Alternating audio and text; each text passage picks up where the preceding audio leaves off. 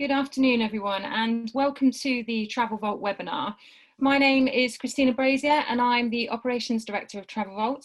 I'm joined today by Martin Alcock and Matt Purser of Travel Trade Consultancy, Farina Azam from Kemp, and Anthony Kaye from Campbell, Irvine Insurance.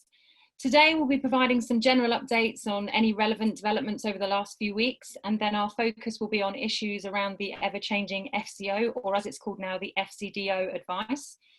Our next webinar, just to let you know, will be in a couple of weeks' time on the 1st of October, and we'll be joined by Luke Petherbridge, Director of Public Affairs at ABTA, who will be discussing their response to COVID-19. Registration is open now, and Lucy will be publishing the link in the chat if you would like to register now. But back to today's webinar. As usual, all attendees will be muted for a better sound quality, but we welcome any questions on the Q&A function and actively encourage them, so please feel free to pop them on there. The webinar is being recorded and will be available on our YouTube channel a little later and will be circulated in our newsletter next week. So firstly, if I can ask Matt to do our usual regular update. Thanks, Matt, for joining us. As we're all too aware, the global pandemic has obviously continued over the summer, meaning the financial burden on the travel industry has been immense. And I know that you've been obviously continuing to assist many of your clients in obtaining loans to support them during this time. For anyone who hasn't got one yet, what would be your advice to them if they are now reconsidering that? Okay, well, good afternoon, everyone. I think the big thing at the moment is that we're only 2 weeks or just under 2 weeks away from the deadline. So the deadline for applying is 30th of September. So it's sort of now or never really in terms of applying for one of the loans. The other thing as well is that I think one of the things we were promised at the beginning was that the high street banks would look after their own customers first of all, and then once they'd got through those backlog, then they would start to look at applications from non-customers. That's not really materialized. So as far as we're aware, the high street banks are still getting through their own backlog of customers. So with some of our clients at the moment, we're actually starting to help them look at some of these third-party providers of CBILS. We're working with a specialist broker who deals with that. And so, yeah, if anyone wants help with that, then obviously just let us know and we can pass on those brokers' details to assist them. But yeah, I think, yeah, as I say, it's now or never really with those loans. Thank you. And I think we circulated in our recent newsletter actually a link to your latest blog that's on the TTC website, which gives more information on that. Okay. And obviously the furlough scheme is coming to an end. Are there any indications, do you think, that it's going to be extended for the travel industry? Obviously, that's one thing that people are campaigning for. Yeah, I mean, I think it is one thing that people have wanted. People have wanted some more specialist assistance for the travel industry. As far as we can see at the moment, there's nothing forthcoming on that. So we are really getting into the point of the furlough scheme coming to an end. And we've already seen a number of travel companies have to sort of make redundancies off the back of that. And yeah, I guess our fear is that will continue once the furlough scheme comes to an end. It's a very sad situation. I think we're all hoping that it does get extended. Obviously, if anyone requires legal advice or support, please let us know. And we can put you in touch with Kemp Little's employment team, who kindly joined us on one of our webinars earlier this year. And obviously, if there are lots of people wanting advice on that, then potentially we could arrange a webinar on that. So please let us know. Moving on, obviously the ATOL and ABTA renewal season is upon us and must be keeping you extremely busy. Do you think, we've obviously seen extensions in the past from ATOL, do you think that they might do that again? We're obviously very close to the deadline. Yeah, I mean, I think when you look at the reasons behind the extensions before, last September, it was very much around the Thomas Cook situation. So workload was there. And then March as well with we just got into lockdown. It was all very, very new to everyone. And I think ATOL were unsure of how they were what information they were going to ask for, how they were going to renew people. Things have not improved in terms of the industry and lockdowns and being able to travel. But they've been very clear all the way along that they have no intention of extending that. And that's the indication we have at the moment is 30th of September is still that deadline. And obviously bonds is a big issue for many. So some of our members obviously have the FFI through us, but some of them also have bonds for other parts of their business. Are you having any difficulty with your bond renewals at the moment? So we're working through the bond renewals with the current insurers at the moment. The insurers are, if you're currently with an insurer, I think the choice of moving around to another insurer is not there this year. I think you have to stick with your current insurer. I think the insurers know that as well, and we've seen an increase in rates. I mean, part of that is because businesses aren't looking as healthy as they were before. They may be looking to recoup some of their own losses, or they may know that you can't shop around. But those factors will come into it, and rates have definitely increased off the back of it.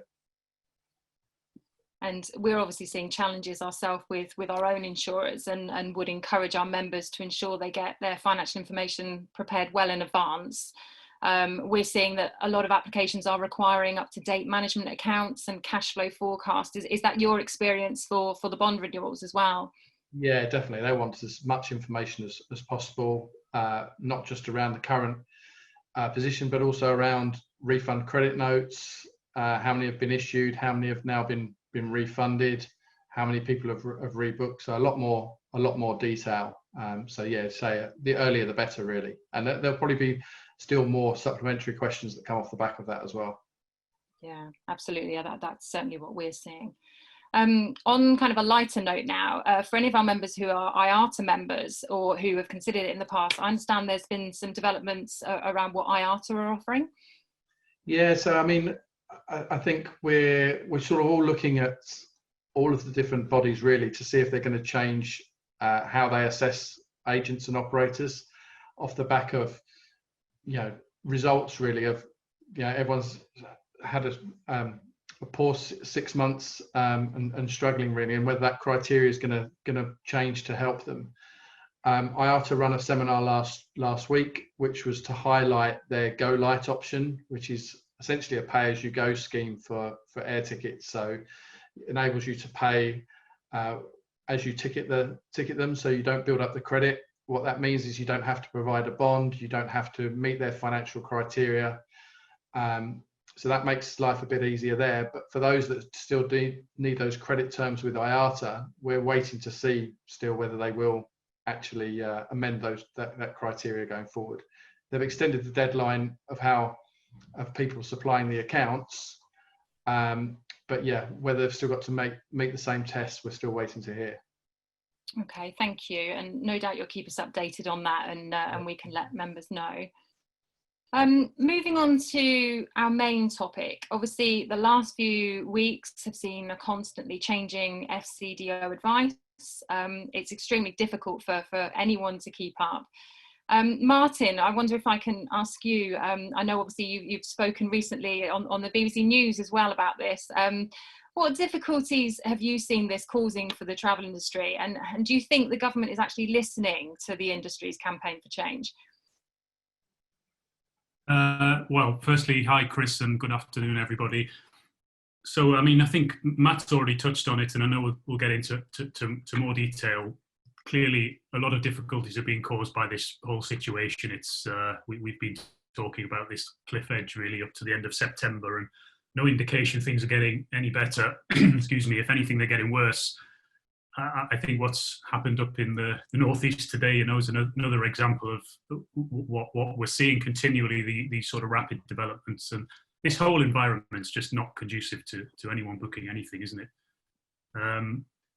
So I mean, I think for the foreseeable future, it's going to continue to be difficult. I think we've seen calls from parts of the industry as to how things could be improved in the way the government's handling the whole situation, but I've got to say there's no indication really that anybody's listening to us. I mean, I know we've got ABTA on this next week. I think ABTA have done what they can, but the number of strongly worded letters that they're writing to their MPs, it just doesn't really seem to be getting us anywhere. And I think you could probably take the view that the government probably is more concerned with at this point, locking down the borders and protecting, the economic interests at home. And unfortunately, I think outbound travel is being sort of sacrificed to a degree. It's a real shame.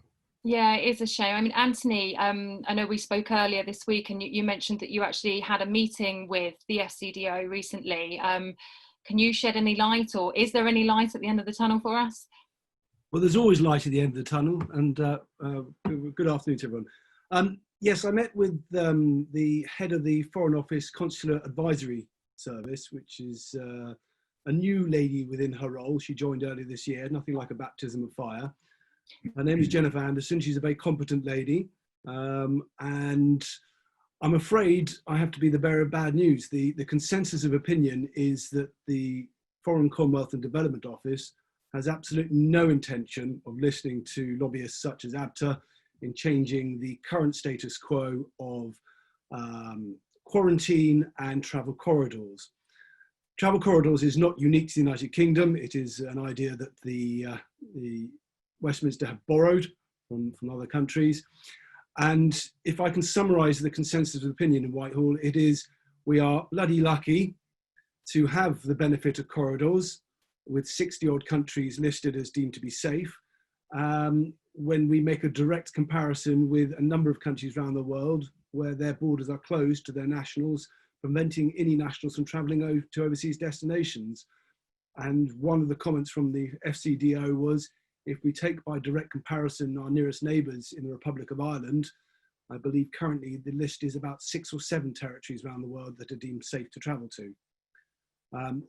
There has been a strong call, as being said by Martin, for a change to testing at the airport, whereby you get tested upon return to the United Kingdom, return home, you self-isolate until such time you have a negative test. But unfortunately, Grant Shapps and RAB have a view that there is a report that was published earlier this year of no known standing, citing that such action would only be potentially 7% accurate for testing at the airport. Where they get this information from, how it's been scrutinised, the fact that they're not sharing it with us, alarm bells should be ringing. But unfortunately, I genuinely believe that the Foreign and Commonwealth Office, or Development Office as it's now known, their big issues and their agenda that they were focusing on is educating the British travelling public about the changes to passport validities at the end of transition period in relation to Brexit, the effect of having no deal and what impact that may have on the European health insurance card for not only for Brits travelling overseas within Europe, excuse me, but also those tens of thousands of British nationals who live in, for example, Spain.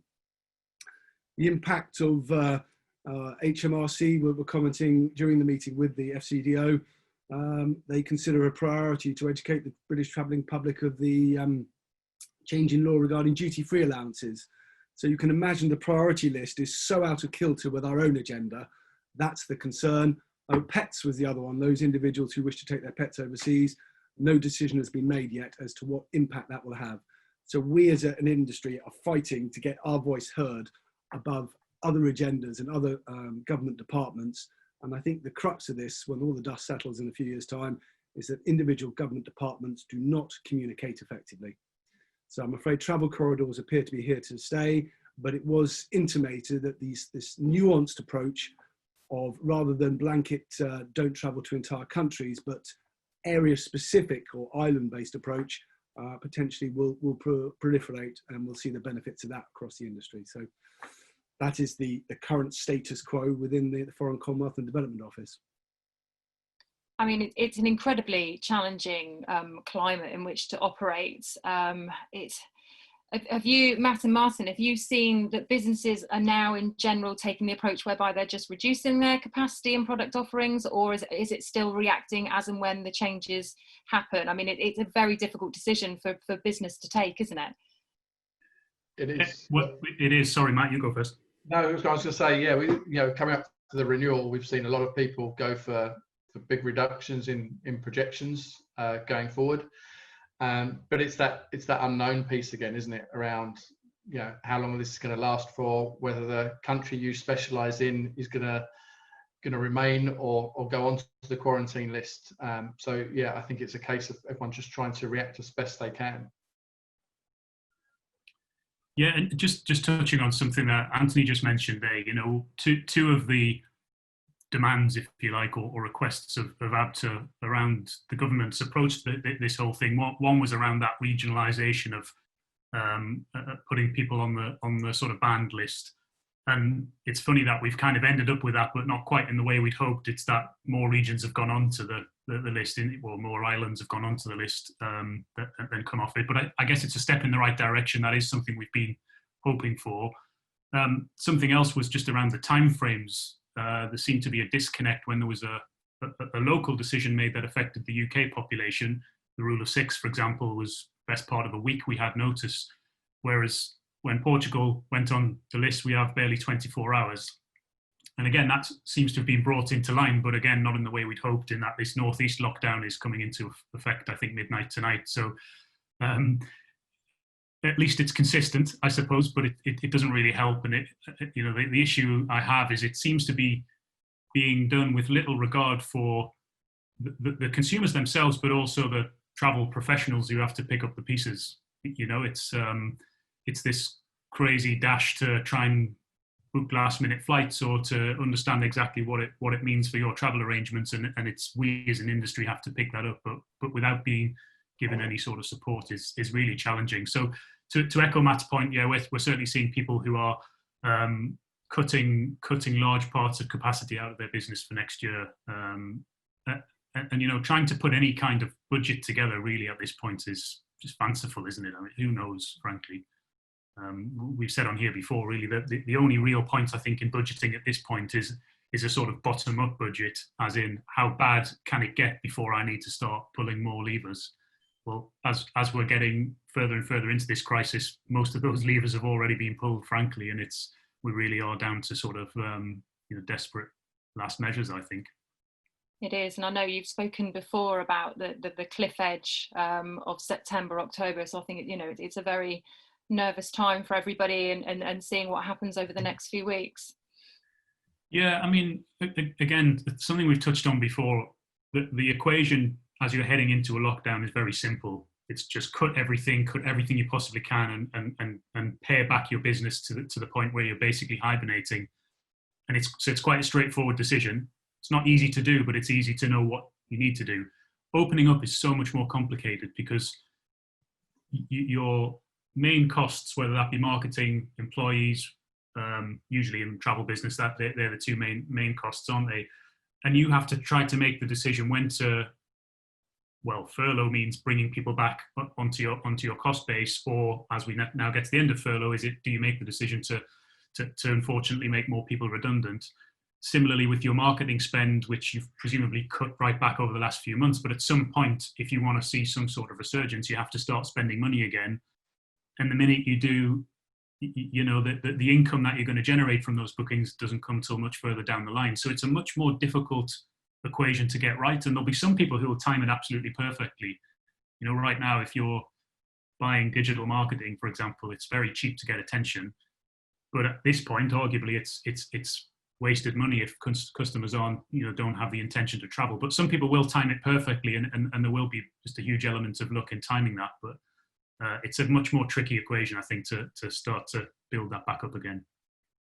Yeah, it's very difficult, and you know, we're looking to provide support to any members who need it. Obviously, we've given lots of advice over the last few weeks, but please, if you are having any difficulties and need any support or advice, then get in touch with us, and we can either help you ourselves or put you in touch with the right people. If I can bring Farina in now, there's been a lot of kind of media attention to a certain couple of operators recently, but just to clarify for the benefit of our members, we've talked before about a tour operator's responsibility to refund a customer when the FCDO advice changes. Can I just check, has your position changed on this given the ongoing scale of the pandemic, or is it still the same? Hi everyone. No, my advice remains the same. I think I would say that legally you do have a responsibility to refund in the event of an FCDO advisory. That's not to take away from the situation that we're in, and that's not to say that I don't absolutely sympathise with what's going on at the moment.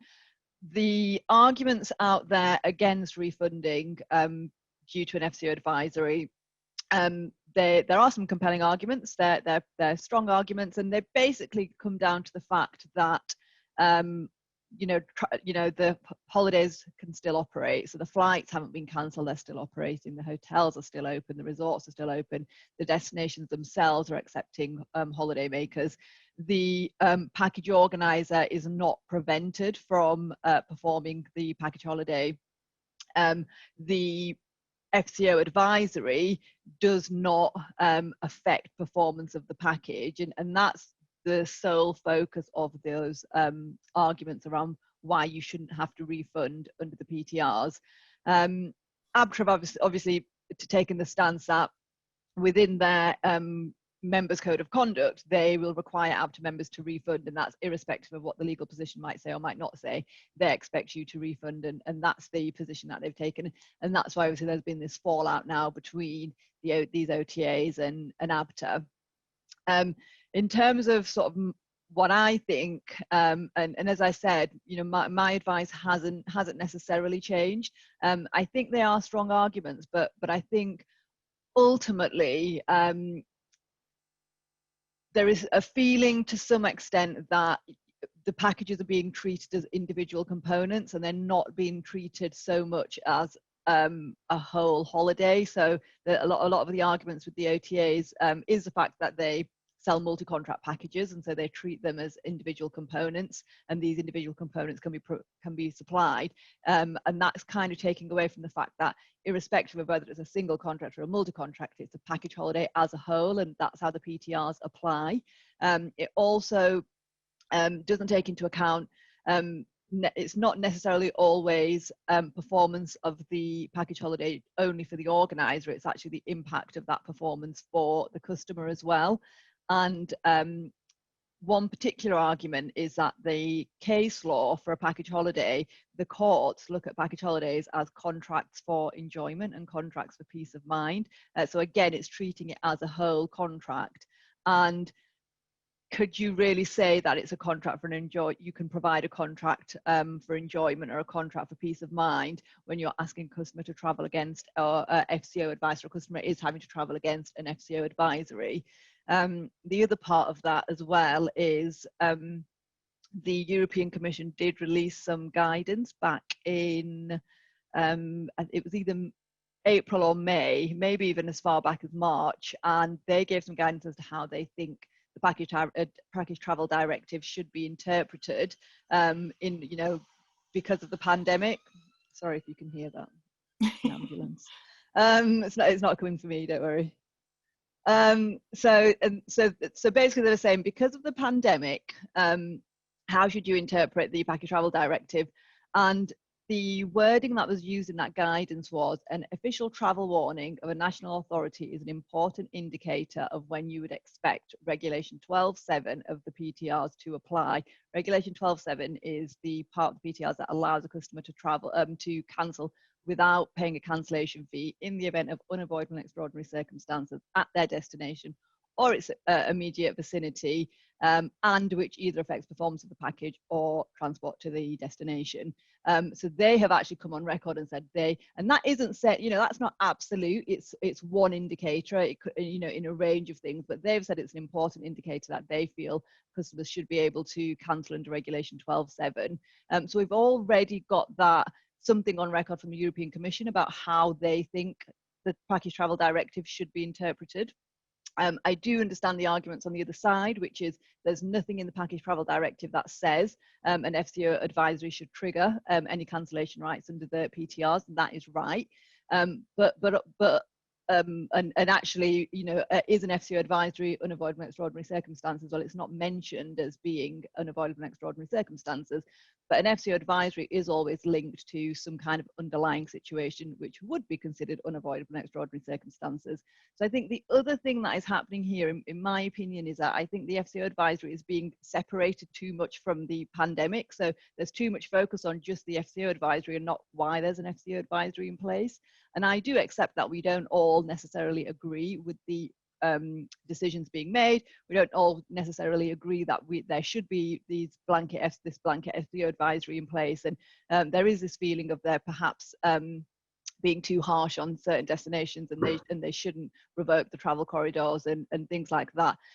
But that, that's our personal opinion, but that doesn't take away from ultimately the importance of an FCDO advisory against a destination, whether we agree with it or not. If you go on the FCDO website, that makes it clear that they are advising against travel to destinations that they think have an unacceptably high risk to the health of British citizens. So that's their reasoning, whether we agree with it or not. So I think to some extent the FCDO advisory is being treated as something unrelated to the pandemic, and I think we just need to bring it back in a little bit and just remember why it's in force, and why we're having these advisories, whether we agree with them or not.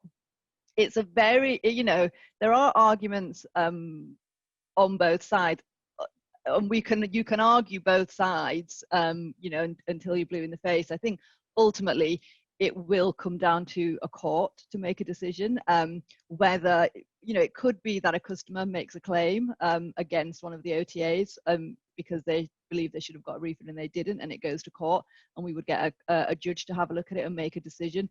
Generally speaking, courts are very sympathetic to customers, and they will also, in my opinion, want to uphold the importance of an FCDO advisory. I don't think that they would want to dismiss an FCDO advisory too much. So I think if you were to come to me and to say, what do you think? Do you think that, if we were to refund, do you think that we have to or not? I would say, I think if a court was to look at it ultimately, I think a court would decide that you should refund due to an FCDO advisory, because courts are very sympathetic to consumers. And I think ultimately that's the key, isn't it? That it's a very unpopular decision with the customers, and there must be a lot of customers affected by that decision. And do you think that's going to be the key to many others kind of not following the lead, and sticking with the general legal opinion out there? I think so. I haven't seen loads, but I don't know, maybe there are, but nobody's admitting it to me anyway, if they have stopped refunding off the back of what On the Beach and Love Holidays are saying. So I haven't seen loads of people follow that position. What you're actually seeing, I guess, is some of the other tour operators coming on record to say they will continue refunding because of an FCDO advisory. The other thing that I just quickly wanted to mention is there was also a German case that was reported. It was reported in Travel Weekly, actually, maybe a couple of weeks ago now, and that was a customer who had wanted to cancel a package holiday because of the pandemic. I can't remember what destination they were traveling to. It was a German customer, and there wasn't actually a German national travel advisory in place against travel to this destination. So the German tour operator said that they weren't going to refund the customer. Customer took them to court, and a court decided that they should have refunded that customer because the pandemic is unavoidable in extraordinary circumstances and would invoke Regulation 12.7. And that actually is a decision that's irrespective of an FCDO advisory. And it's a bit of a strange one because that German case did talk about how it's not necessarily all about the travel advisories and the national travel advisories, but they were very strong in their position of a customer is entitled to a refund under the PTR, the PTD. So that was a very pro refunds for customers position that was taken by the court. And so I think that's really interesting because, it's all the PTD underlying it all. It's very interesting to see how other countries are interpreting that package travel directive as well. That, and then coupled with the fact that the CMA, Competition and Markets Authority, are very, they've come on the record to say they think refunds should be given in certain situations, and hotels, for example, hotels and accommodation only. They came on record to say, it doesn't actually matter what your terms and conditions say, and there isn't any overarching regulation. But in our opinion, if a customer had to cancel their booking because of public health measures or weren't able to receive their a hotel or accommodation because of public health measures, we think you should refund them irrespective of what your terms and conditions say. So generally speaking, there's a very pro-refund consumer stance that you can see in all these different departments and in these judgments that are now coming through and in the guidance that is coming through. So if you're a judge making a decision, you're going to be looking at all of these different all of this guidance, these cases that are coming out. You're going to look at it all. And I think that you would fall down or come down on the part of refunding the customer. And so that, you know, my advice to anybody thinking about not refunding anymore is I think it's a very risky situation to be in. And I think if you found yourself on the receiving end of court action, you know, you would likely, it would go against you. Thanks, Farina. I think that's been really helpful to clarify that, particularly in light of you know, recent media attention to On the Beach and Love Holidays. Sorry, Matt, did you want to say something? Yeah, I just wanted to ask Farina a question. My understanding was the OTAs were part of the reason they didn't want to refund was because they'd already paid the airline, and therefore they would be out of pocket. Presumably, there's no regulation on the airlines in these circumstances to refund the customer if the flight is still going ahead. Exactly, not where it hasn't been cancelled. So this is one of the issues, and this is basically a hole in a disconnect between everything, because there's no regulation on an airline to cancel flights in the event of an FCDO advisory. And in actual fact, it'd be a little bit odd to do that, because you would still need to. There'll be certain reasons why people still need to travel, and you still need to get customers back and all the rest of it. But there's nothing on an airline that set a regulation that says, oh, if there's an FCDO advisory, you have to cancel flights. And if the airline operates the flight, there is EC 261, the denied boarding regulation. That doesn't apply. That only applies where an airline cancels a flight, in which case they have to refund within 7 days. So yeah, I do fully understand that they, you know, tour operators are going to be out of pocket by this rule, and so I do fully understand where On the Beach and Love Holidays are coming from. There needs to be something, you know, whether that's the CAA coming saying something to the airlines, or the airlines maybe allowing certain changes for free, or, you know, then there has to be something that can be done that can help out a little bit more, because you know, at the moment, yeah, if an airline operates, you're not going to get a refund for that, so that is going to hit you in the pocket. And I think obviously we're still in the thick of the pandemic at the moment, but the impression I'm getting is that there's so many disparities between all the different regulations and responsibilities. Is it your impression that there's going to have to be a review of the regulations kind of when we're on the other side of this? Yeah, maybe. And I think on the other side as well, you know, we'll be out of the European Union, so there might be changes that we will be in a position to make changes to the PTRs if we want, without it causing an issue, because we're not going to be bound to the PTD anymore. So potentially we could see some changes. EC 261 as well, again, a European directive, so we could make changes to that now if once we've left, if we wanted to. It would be great to see, because I think we really would, we do need that, and we need the regulations to, you know, to be a bit more consistent with each other and to work with each other a bit more. I don't know whether we will or not. I think anything's going to take a significant amount of time, given what you know, the government's got to deal with in the meantime. So, I mean, Martin, in terms of obviously airline suppliers not refunding is still, you know, it's been an issue for the last few months. It's still an issue where people can't travel. Do you have any kind of practical steps or advice that we can give to our members on, you know, to mitigate the risk of having to refund cancelled bookings? Well, so I think there's two ways of looking at this. There's the short term, where we are now and how you kind of unwind that position, and then there's the longer term. I mean, the longer term, it's easy to see people taking a business decision to stop selling flights, you know, move out of the atoll scheme, and you may well still be selling packages, but you let the customer sort their own flight out. Slightly more fanciful is the idea that airlines will amend their the contractual structure and maybe allow more flexibility. But I think, given the relatively small number of powerful suppliers, it's hard to imagine. You know, in some other supplier categories, we do see much more ability to negotiate terms. And actually, if you introduce something like a trust account, often bed banks and other accommodation suppliers will accept payment much later in the process because they know their money is protected. So in some supplier cases, you could see more of that push. I mean, we definitely are seeing more people use trust accounts, and that is one of the ancillary benefits. I think because of the power of the airlines generally, it's hard to see that.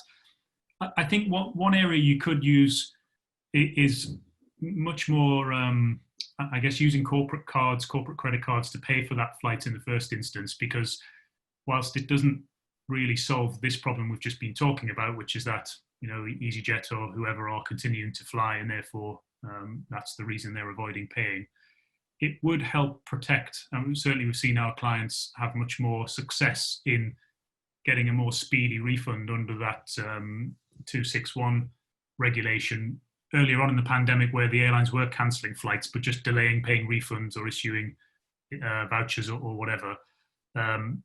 People who threatened chargebacks or actually initiated chargebacks did suddenly find that their refund applications seemed to jump up the queue a little bit.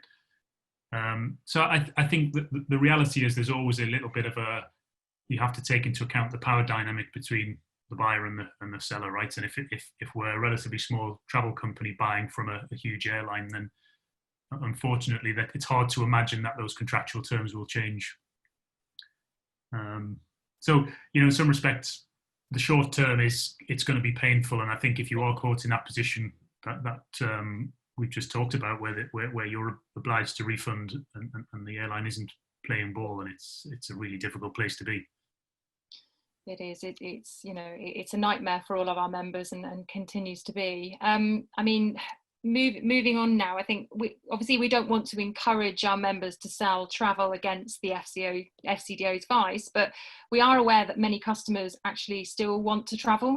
Anthony, I'll come to you in a moment to discuss how members can give their customers confidence to travel through travel insurance. But first, Farina, if customers want to travel and they're aware that the country that they are requesting has the advice against it, can an operator, or should an operator allow them to? Is it, you know, does it affect that tour operator's liability in these circumstances?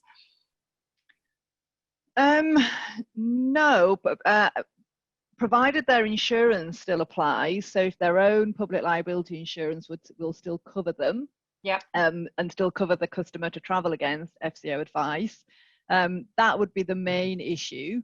The customer is still entitled to all their legal rights under the PTRs, so that you can't contract out those legal rights. You can't ask a customer to sign those rights away. So you know, if something happens whilst the customer is abroad, then they still have all their PTR rights, and the organizer has all the PTR obligations. But there's always a risk that something could happen overseas, and you've got that liability. So provided your public liability insurance remains valid for travel against FCO advice, and also I would say the customer has travel insurance that allows them to travel against FCO advice, which wasn't really something that we had up until recently. I think it started to come onto the market. So Anthony can obviously talk a bit more about that. You know, it's not illegal to travel against FCO advice. It isn't a law as such. It's just a national advisory. So if customers still want to travel, they are able to, provided they accept that they're traveling against an FCO advisory. They will have to probably quarantine on the way back, but that doesn't affect performance of the package. They quarantine back if they have to quarantine when they're in the UK. The key really is that the holiday in the package can still be performed in accordance with the contract. And can the customer change their mind? So if when they book it, the advice is against travel, and when they travel, that advice remains the same because they were aware of that at the time, can they change their mind and say, actually, I don't want to travel now, I'd like the refund? Or because they booked at that point and were aware of that advice, does that change things?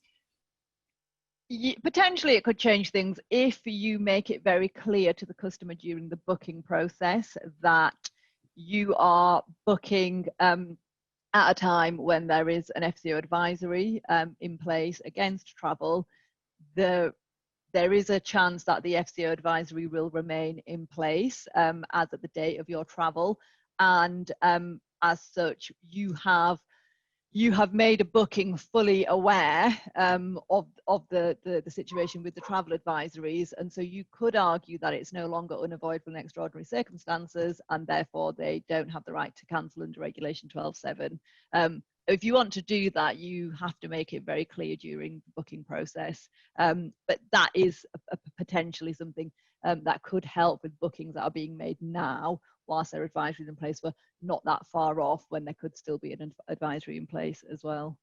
And presumably it's best to have something in writing on that rather than a verbal agreement over the phone. Oh, absolutely, yeah, absolutely.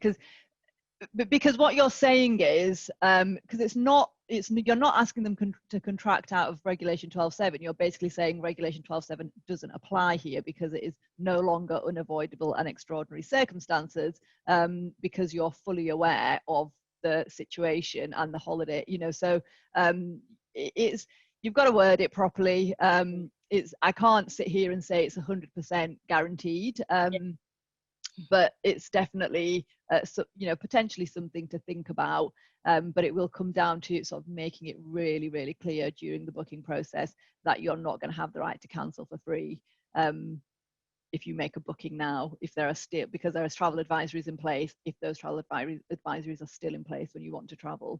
Yeah. Okay, thank you. We've had a question, slightly similar situation, but not. So where does tour operator stand if someone's trip? So they had their trip was originally before the pandemic. It was moved to a different date, and the government advice is still advising against all but essential travel. So because when they originally booked it, there wasn't that advisory in place, and now there still is, even though with the new date. Do they still have to move it or refund? I presume it's a yes. Yes, yeah, that's right. Okay, thank you. And Anthony, so coming back to you, obviously last time we spoke, you outlined the difficulties in the travel industry, and you gave us some hope that there were policies available. I mean, how have things changed in the last couple of months in terms of the inquiries you're getting and the cover that can be offered? I mean, we spoke recently that, you can actually now get travel insurance even if you want to travel against the FCDO's advice. Right, thank you. Well, I think it's good news there. Fascinated by Farina's summary there, and there's lots of questions I would ask Farina as well. We share common clients effectively, and we are receiving an exponentially larger number of inquiries from reputable tour operators. These are not fringe operators, asking questions where their repeat customers are saying, we're desperate to travel. We know that the Foreign Office advice says don't go. We think that's nonsense. That's they're choosing to book of their own volition. Farina has identified the importance of checking with your own liability insurers that it's acceptable to the underwriters that you can contract a booking and it doesn't impact negatively on your liability insurance as a tour operator. That's a deal breaker. But the other component part obviously is travel insurance. One of the big hypotheticals that we're facing is a moral high ground. Is it appropriate for a reputable company to be seen to be actively promoting and encouraging their customers to go against the will of the government advice and the department that's been put in place to monitor that and to distribute the information, the guys at the FCDO? And the answer is, it should be for the individual to decide. So we at Campbell, Irvine, for example, have taken a very much, it's not for us to say whether it's right or not, you should or shouldn't travel. But I am aware that there has been some negative feedback we've received where saying it's inappropriate. One of the reasons for that so-called inappropriate was our British tourists potentially going to be stealing hospital beds from indigenous population who otherwise would be used for coronavirus patients and things, just some British tourist has fallen over and broken their leg. So the moral side aside, part aside, travel insurance historically becomes invalidated if you travel to a destination, country or region against government advice. There has always been specialist policies, but not widely available, but through specialist brokers, primarily for corporate group business travel individuals, sending staff to countries where the Foreign Office advice historically was always as a consequence of a natural disaster or the heightened threat of terrorism. Now the primary cause for the Foreign Office saying don't travel is obviously the increased rate of infection as published by an entity which the government relies on. Travel insurance for travel against Foreign Office advice is now developed to two different types. You can either purchase a specialist policy, which was designed specifically to provide cover for travel against Foreign Office advice, which tends to employ the services of a more specialist firm of 24-hour medical emergency assistance and repatriation providers. And then the newest products to market are traditional high street travel insurance policies one buys on the internet, whereby they have said, we've secured agreement from underwriters, you can now travel to certain destinations against Foreign Office advice without invalidating the policy. But there tends to be restrictions in terms of if you travel, there wouldn't be cover for coronavirus. Although we've now seen the first policies come through, which will provide medical expenses cover in a European country if there is a British government advisory against that destination. The market is watching that one very closely. I have spoken to what I call blue chip branded insurers that you and I have heard of. And they are currently sitting on the fence, watching very closely and scrutinizing what impact that will have on the market. But if I speak from my own personal experience, my firm, the ratio is at the moment 3 to 1. We're getting 3 times as many inquiries for travel insurance to destinations on the naughty list than to safe destinations.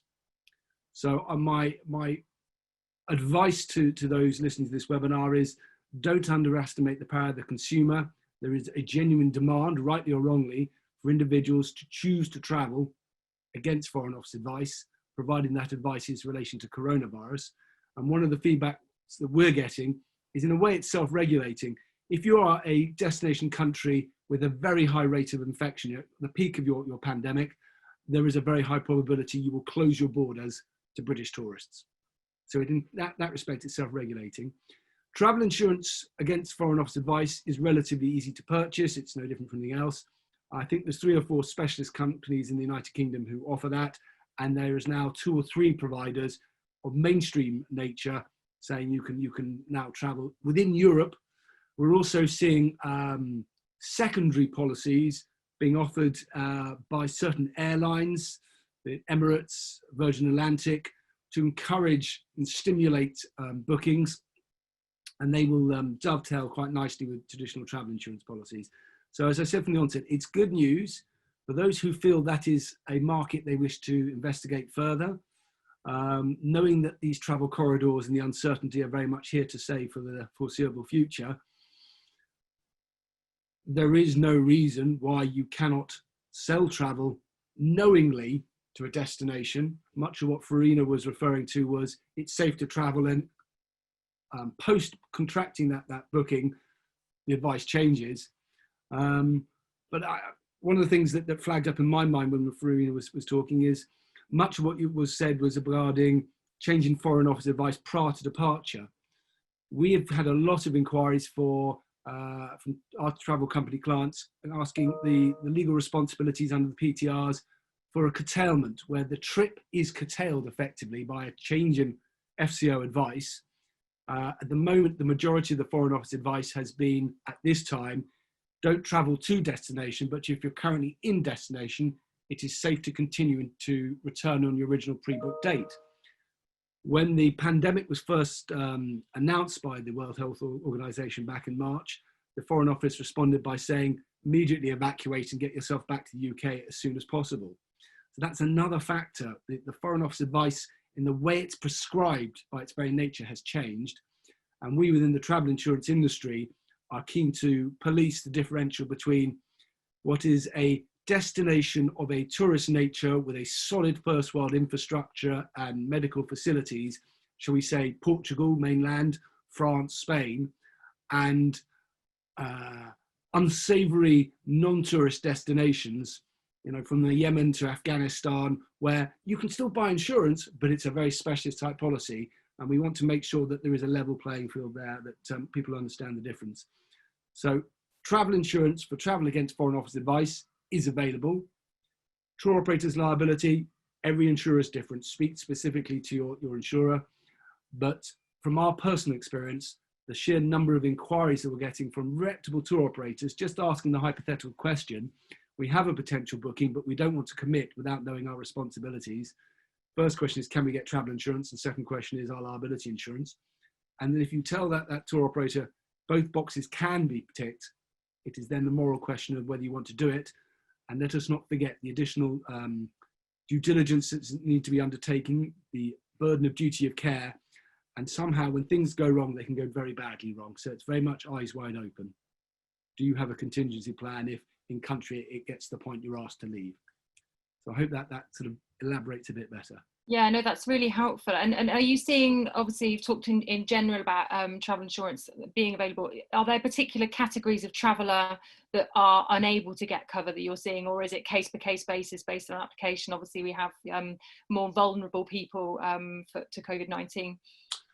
That's a very good question. We are finding that, the risk of repeating myself, it is in a way self-policing. If an individual is deemed to be vulnerable and has perhaps been asked to be shielded during the course of the lockdown, we are not seeing inquiries and appetite for those individuals to even book travel, let alone travel yet. They are waiting until they feel comfortable, perhaps if there is a widely prescribed vaccine, but at the moment there is not demand for the mature traveller or those with a high risk medical condition, which meant they've been shielding. The biggest demand we're getting is from individual holiday makers with second properties and holiday homes overseas, outside of potentially packages. We're seeing demand for safari travel to Africa predominantly. We're seeing demand for university placement courses, which ski instructor courses in Austria. For some reason, we've seen a surge in that. But a lot of individuals who have, who are independent, self-employed contractors who have work they wish to undertake in destinations where a reputable company wouldn't necessarily send their staff to a country against foreign office advice. If you're self-employed, that's your personal decision. We're seeing inquiries from, well, nothing at the moment from the cruise market, from the ocean-going cruise market. We are seeing demand for bookings for departures in the second quarter of 2021 at the moment, in the knowledge that that may be deferred to a later stage, but something crops up every day. There's a new demographic looking for travel, but at the moment it's the mature traveller, those with affluence perhaps and disposable incomes who have the ability to travel, who are waiting. They're the ones with a level of caution, who perhaps aren't happy to travel to a destination where the medical infrastructure isn't up to a Western standard. Okay, thank you for that. So we are running out of time. I've had a few questions, but they are specific on specific destinations. So Anthony, I don't know. Maybe I could follow up with you afterwards, given that we're running out of time, and I'm conscious that people may have other meetings at 3 o'clock. So if you have asked a question and it hasn't been answered yet, then I will be in touch with you after the webinar just to let you know. So thank you to all of our panelists I think it's been a really interesting discussion. Appreciate it's still a very challenging and busy time for everyone. So thank you for joining us. Thank you also to our attendees. We hope it's been useful. And it's just a reminder that our next one is on 1st of October with ABTA joining us, and details will be sent out again next week in our regular newsletter if you haven't signed up already. In the meantime, thank you and please take care everyone.